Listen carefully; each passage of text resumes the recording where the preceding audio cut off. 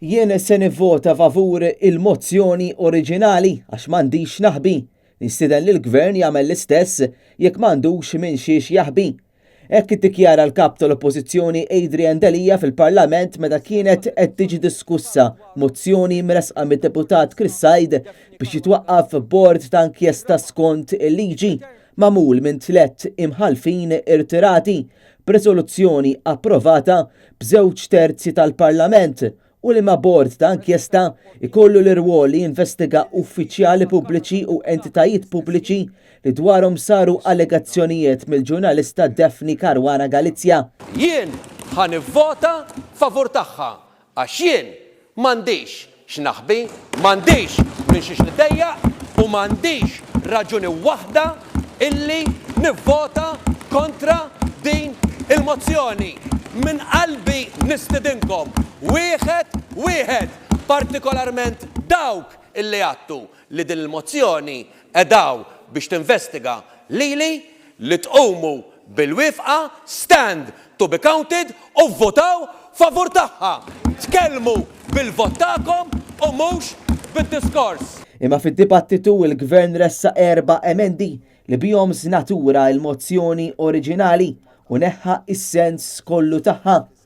Il-vot ta' din il-mozzjoni bl-emendi għadda mill-Parlament b'36 favur u 29 kontra.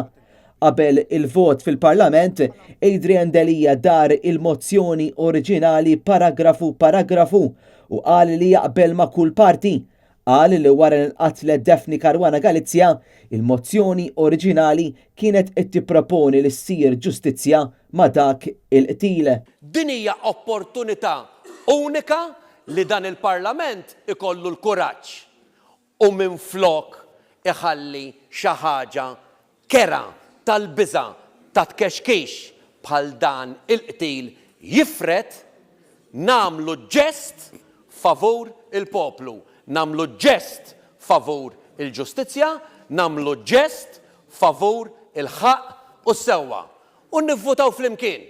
Mhux biex niddeċidu aħna dak li qalet kienx tajjeb jew le, mhux biex niddeċidu aħna kellix raġun jew le, imma biex nagħmlu l-proċess skont ma jitlob il-liġi, skont ma titlob id-demokrazija. Adrian Delija qal li flok jitajru u jispekulaw, id-deputati fil-Parlament kellhom jagħmlu l-iktar ħaġa loġika u jużaw il-liġi tal-inkjesti li teżisti diġà u jużawha biex tinħataf opportunità tad-depp biex il-poplu Malti ikun moti il-ġustizzja.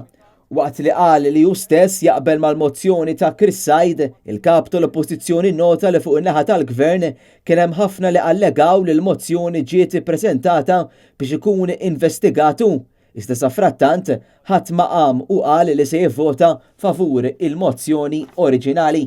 Fid-dibattitu tkellmu numru ta' deputati tal-Partit Nazzjonalista, fosthom id-deputat Chris Said li ressa il-mozzjoni u li qal li bl-emendi li ressa il-Gvern dan wara li qed jibża minn investigazzjoni minn 3 imħalfin il għaliex għandu x'jaħbi. Tkellmu wkoll id-deputati David Stellini, Ivan Bartolo, Edwin Vassallo u Beppe Fenekadami.